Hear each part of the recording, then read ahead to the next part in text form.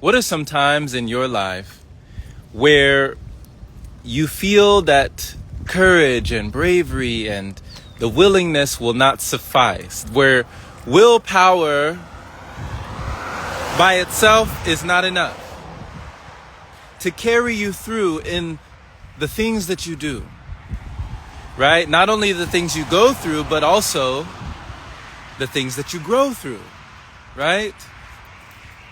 What are the things that carry you through? Is it a spirit of courage? Is it a spirit of willingness or willpower? What is the thing that allows you to do what many others are not willing to do? What is that one thing inside for you? What would you call it if you could give it a word? And sometimes we might not have preferred to have such a spirit of resilience, or even to embrace the ways that you are brilliant in life. But I remember that there was a time, and this was during the time where I was hanging out with the Burmese monks and nuns from Myanmar. I had went up on Meetup and seen that, there's a meditation seminar in Pasadena, California. And I went, and they allowed me to come in, and they taught me about meditation. They taught me about mindfulness. They taught me about detachment. They taught me about the reasons why we suffer, or why they realized why humans suffer so deeply, so vastly in society. And they taught me the way out of that suffering, how to free yourself from that suffering, how to absolve that suffering, and how to reside within, how to be free from desire. It was amazing. And these thoughts started to inspire me in ways that still carried on till this very day. And one time they invited me at this lady, I forgot her name, but she had a jewelry shop. Oh, Momo. The lady is named Momo.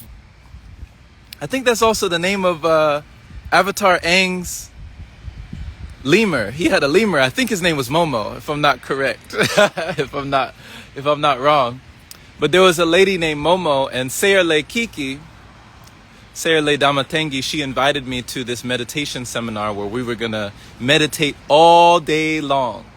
Now, I had been used to meditation, forms of relaxation and raising my vibration, every now and then, 20 minutes around the bend, but not where it felt like it was never ending, not where I was prevented from even bending in the position, where they talk about aditana and vipassana, where it's the strong sitting, no movement, just embrace your own improvement, zero movement, right? You can't even move a muscle. You can't even scratch an itch. You have to just sit and get what you get, right? So when I was in here, I was in a room, and picture me, in a room surrounded by, Burmese monks and nuns, and also the fellow people. And I'm just in the room. It's just me, but it's all the rest of them. And basically, they're speaking probably 95% Burmese. There's a monk at the head, and he has a microphone in his hand, and he's just speaking in Burmese. Now, I'm just sitting with the crowd. I'm sitting with these women, and it was the majority in the room. They were all women from Myanmar and different places, and I'm one of the only Americans there. And I'm just sitting, but I'm listening, but I can't understand the language. Right? So there was a disconnect, but I was trying to reconnect back with my body, back with the internal channels in my nadis, right? So as I'm listening to the instructor, the head monk, the chief monk, who is speaking to the congregation and giving us the information, but I can't really process it, I'm still trying to reside within and begin to build up a form of meditation. But the thing is, we had to do it an hour at a time, and then we would stand, we'd do a walking meditation, we'd do a standing meditation, then we would sit. and sit for an hour. Then we would stand, we would do a walking meditation, we'd do a standing meditation, and we would sit, and we'd sit for an hour. And we did this all day long. And it got to the point where the pain for me, for a new meditator, a new beginner in this, it was excruciating, right? I was suffering. I was like, okay, now I understand why we suffer. Right? I get it. Why am I putting myself through this? Why did I allow myself to do this? Right? I realized I'm not true to this. I'm new to this. But there was a subtle change, a shift in the energy in that room. Because the head monk, as he was instructing everyone in Burmese, he must have sensed that there was a disturbance in the force, right? Like Obi-Wan Kenobi or Qui-Gon Jinn or Darth Sidious, like, there's a disturbance in the force. Like the force was not strong with me in this moment, right? And I feel like he could sense it because he switched from Burmese to English all of a sudden. And he said, "You can do it." Now, have you ever heard somebody say, "You can do it"? And if you heard them say this, you might not have believed them at that point in time. You might have been going through something really tough. You might have been experiencing something really rough. But you had somebody in your life, and it might not have even been a friend or a family member or even a loved one. It could have been a complete stranger just telling you, you can do it. Now, how do you feel when you hear these 4 words? You can do it. Do you yourself believe that you can do it? Do you allow yourself to receive that you can do it? Or even adjust your mind to perceive that you could do it? Is it within the realm of possibility that you can? Because I was sitting on that ground, I was sitting on the earth with my hands in my lap, and I to my left and my right, there are these strong women, and they're just sitting down like statues. They're not even moving. They're in aditana, the strong sitting. And I'm like, these are veterans over here. I am out of my league. I am out of my element. This is not for me, right? But I heard the chief monk on the microphone. He said, "You can do it." And I thought to myself, can I? Like, can I really? I started to ask myself the question. Because it's very difficult to do something that you yourself believe is impossible. And I remember he said one more thing. And I knew this was for me, because I was one of the only folks in there that spoke English, one of the only Americans in the room. He said, "I have never seen anyone's legs break from meditation." Ooh!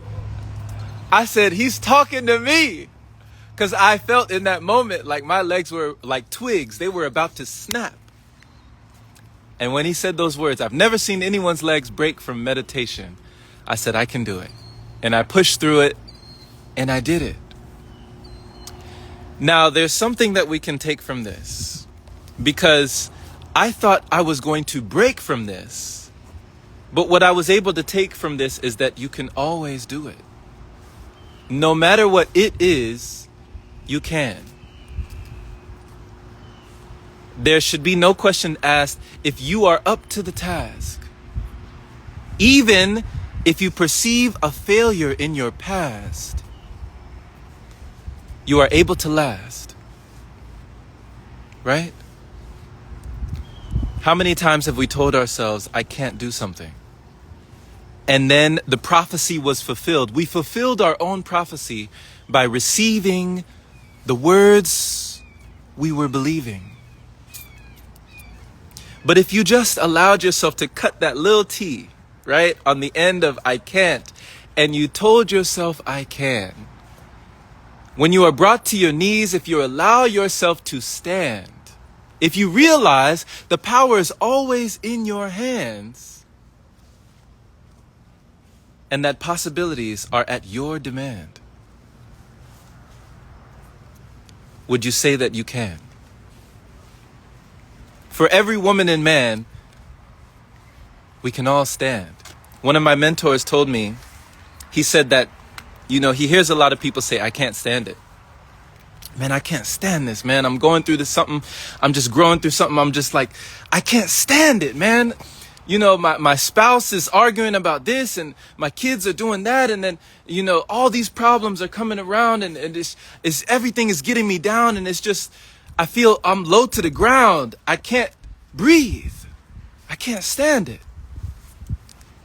And my mentor said, that guy told him, he said, if you're still alive to this point, if you have survived to this point, then it's already proof that you can stand it. And if by some chance you die, you won't have to stand it anymore. So you can always stand it. And I thought about that and I was like, what? So it was like, okay, if I'm alive today, all is well, all is okay. But if all of this perishes, if it washes away, then I won't have to stand it anymore. So I can always stand it. So if you're going through it, you are going through it. It's not to say that you're not going through it. But you're stronger than you know. You are stronger than you think. When water gets in the boat, don't allow your mind to sink. Don't allow life and circumstance to push you to the brink, to push you to the edge. Make a solemn pledge, a solemn vow that whatever it needs doing, you can do it right now. The power is within you. You have the power to continue. And I wanted to let you know, take this wherever you may go. Much love to you, my friend. Much love always, in all ways. And may we always understand that the power is in our hands. Blessings to you. Share this with someone who needs to hear it. Keep that thankful, grateful spirit. And we'll catch you again. Till then, my friend.